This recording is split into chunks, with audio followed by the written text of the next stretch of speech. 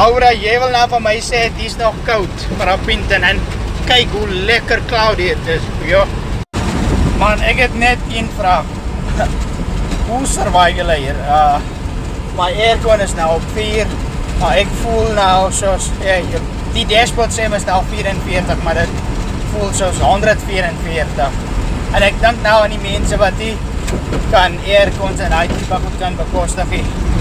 Jo, en ek bly nie eens hierdie, ek ry net hier deur en ek is klaar in my moeren.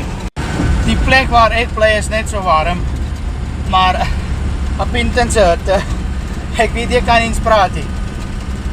Ek voel as ek nou hier uitklam, die hitte gaan my hier by my collar gryp en klap my bek stikkend. Dis hoe ek voel. So, hoe survive julle hier, man?